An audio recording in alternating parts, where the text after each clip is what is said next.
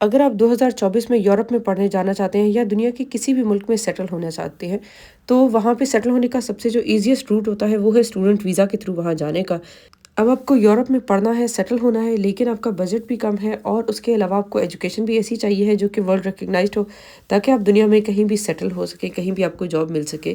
तो आज मैं आपको ऐसे ही 5 ममालिक के बारे में बताने वाली हूँ, उनके वहाँ पे एजुकेशन के आपके बेनिफिट्स क्या हैं, आपका खर्चा कितना आएगा और आपको आइल्स की ज़रूरत पड़ेगी कि नहीं पड़ेगी। आजकल के जो हालात चल रहे हैं उसके हिसाब से हर कोई पाकिस्तान से या तो खुद निकलना चाहता है कि अपने बच्चों का फ्यूचर बना ले, या फिर एटलीस्ट अपने बच्चों को बाहर भेजना चाहते हैं। और एक तरह से ये एक अच्छा डिसीजन भी है, क्योंकि जब आप एक बाहर से वर्ल्ड रिकग्नाइज्ड एजुकेशन लेंगे तो आपके पाकिस्तान के अंदर भी अगर आप वापस आते हैं तो जॉब के चांसेस ज़्यादा हो जाएंगे।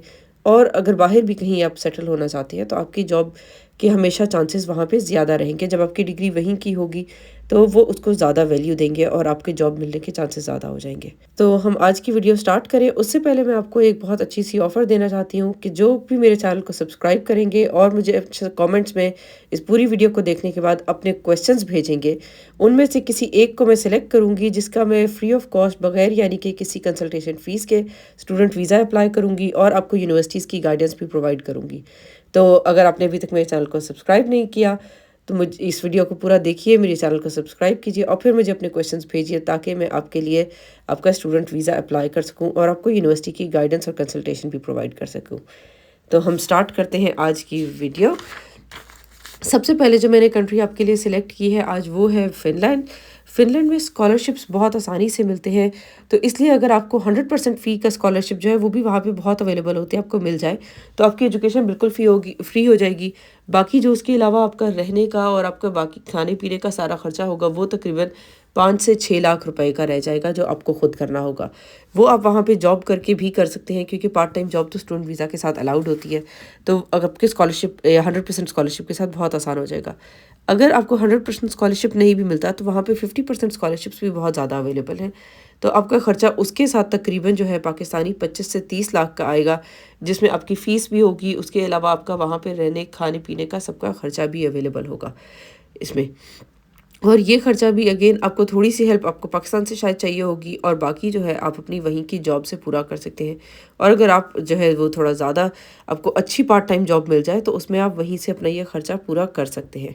जो फ़िनलैंड की एजुकेशन है वो तो बिल्कुल वर्ल्ड क्लास एजुकेशन है, क्योंकि इवन जो बाकी यूरोपियन कंट्रीज़ हैं वो भी सारे फ़िनलैंड की एजुकेशन को बहुत ज़्यादा सराहते हैं, और बहुत इसकी एजुकेशन की वैल्यू है कि वहाँ की एजुकेशन प्रोबेबली दुनिया की सबसे अच्छी एजुकेशन में शामिल होती है। तो फ़िनलैंड जो है वो सेटल होने के लिए भी बहुत ही हॉटस्पॉट है। आप वहाँ से एजुकेशन ले लेते हैं, उसके बाद आपको वहाँ का पीएसडब्ल्यू मिलेगा, आप वहाँ के वर्क वीज़ा पे रहेंगे, तो 2 साल के बाद आपको वहाँ की पीआर के लिए भी आप वैलिड हो जाते हैं।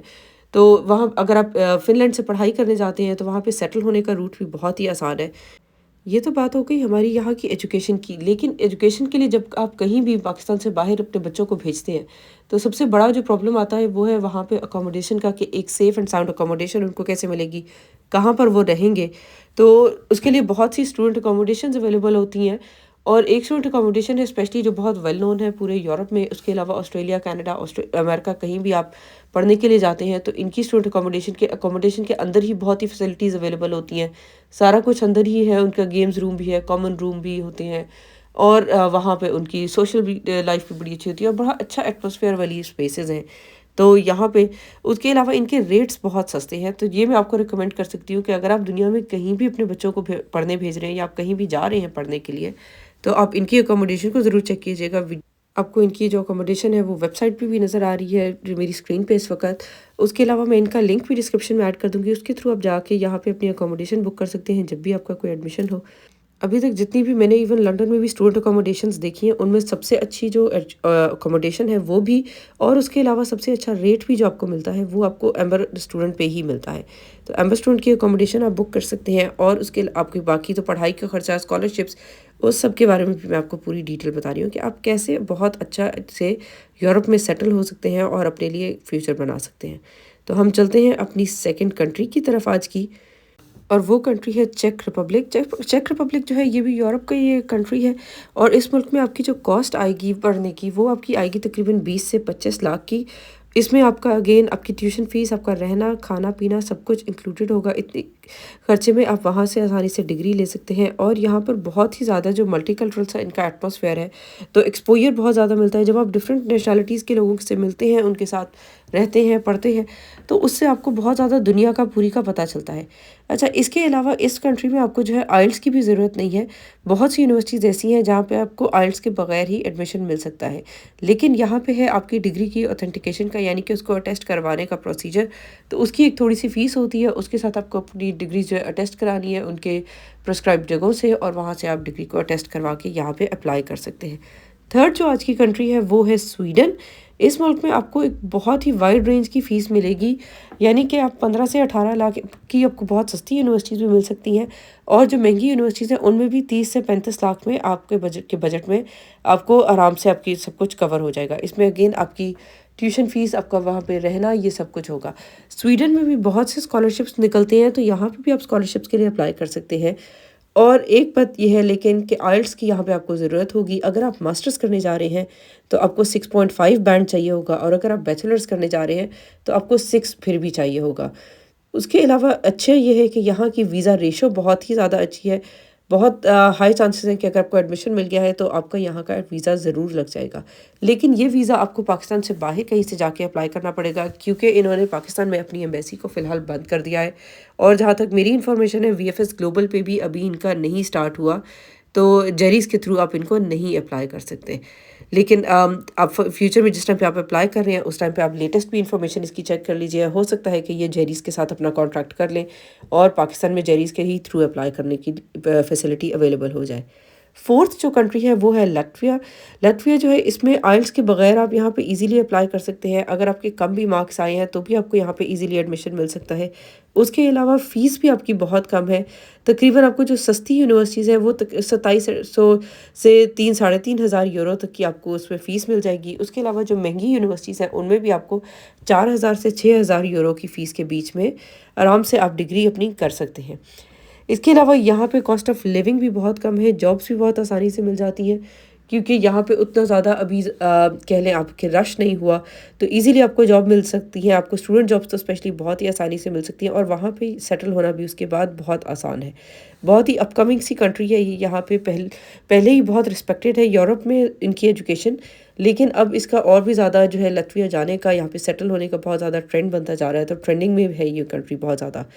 लास्ट जो आज की कंट्री हम कवर करने वाले हैं, जो कि सबसे चीपेस्ट कंट्री भी है फ़ीस के हवाले से, यहाँ पे आपको बहुत सस्ती सस्ती यूनिवर्सिटीज़ भी मिल जाती हैं। उसके अलावा आपका यहाँ पे जो वीज़ा रेशो है वो भी बहुत अच्छा है। पाकिस्तान में ही इनकी एम्बेसी भी अवेलेबल है, लेकिन इस मुल्क में एक दो डिफ़िकल्टीज़ भी हैं, उसके भी मैं आपको बताऊँगी। पहले मैं आपको बता देती हूँ इसका नाम। तो ये है फ़्रांस, जिसकी मैं बात कर रही हूँ। फ़्रांस में ये कि आपको जो यूनिवर्सिटीज़ हैं वो बहुत सस्ती, तकरीबन आपको 1000 यूरो तक की भी फ़ीस की आपको यूनिवर्सिटीज़ मिल जाएंगी, जिनसे आप मास्टर्स कर सकते हैं। उसके अलावा आपको यहाँ पे जो एक बस प्रॉब्लम है वो ये है कि यहाँ पे रेसिज्म बहुत ज़्यादा है, स्पेशली मुसलमानों के लिए। न्यूज़ में भी आप सुनते रहते हैं कि काफ़ी आती रहती है कि हिजाब पे पाबंदी है, और हिजाब के लिए बहुत ज़्यादा इनके इधर प्रोटेस्ट होते हैं।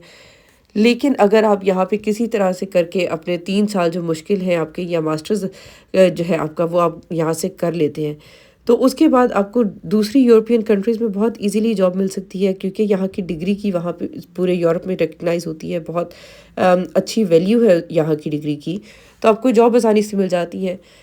और वहाँ पे रहने के लिए मुश्किल है, रेसिज्म है, लेकिन इसका मतलब ये नहीं है कि वहाँ पे मुसलमान रहते नहीं हैं। वहाँ पे भी बहुत से मुसलमान हैं। उसके अलावा बहुत ही पाकिस्तानी फैमिलीज़ भी हैं।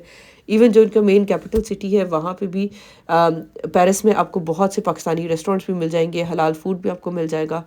तो यहाँ पे आपको हलाल फूड की या उन चीज़ों की कोई प्रॉब्लम नहीं होगी। बाकी आप कहीं भी दुनिया में मूव करते हैं, थोड़ी बहुत डिफ़िकल्टी तो हर कंट्री में आपको कोई ना कोई आती ही है। तो उस कंट्री के चैलेंजेस के हिसाब से हमें वहाँ पे रहना पड़ता है। अपने फ्यूचर को बनाने के लिए थोड़ा सा मुश्किल टाइम तो हर किसी को गुजारना ही पड़ता है। आज की वीडियो के लिए बस इतना ही, और अगर आपको वीडियो यूज़फुल लगी हो तो प्लीज़ अपने फ्रेंड्स एंड फैमिली के साथ शेयर कीजिएगा, और मुझे कमेंट्स में ज़रूर बताइएगा। अगर आपके कोई भी क्वेश्चंस हैं, जैसे कि मैंने पहले भी बताया कि अगर आपने मेरे चैनल को सब्सक्राइब नहीं किया तो सब्सक्राइब कीजिए। मुझे अपने अच्छे से सवाल भेजिए, जिसका बहुत अच्छा सा क्वेश्चन होगा उसमें से मैं किसी एक को सिलेक्ट करूँगी, और आपके विनिंग के चांसेस ज़्यादा हो सकते हैं अगर आप अच्छे से क्वेश्चंस भेजेंगे। और मैं 1 अप्रैल को इंशाल्लाह विनर भी अनाउंस करूँगी। तो जिस वक्त मैं विनर अनाउंस करूँगी, फिर हम देखते हैं कि आप में से किसका जो है वो इस बार नाम निकलता है और किसको कंसल्टेशन के बगैर पूरी वीज़ा प्रोसेसिंग की उसको गाइडेंस मिलती है और एडमिशन की गाइडेंस मिलती है।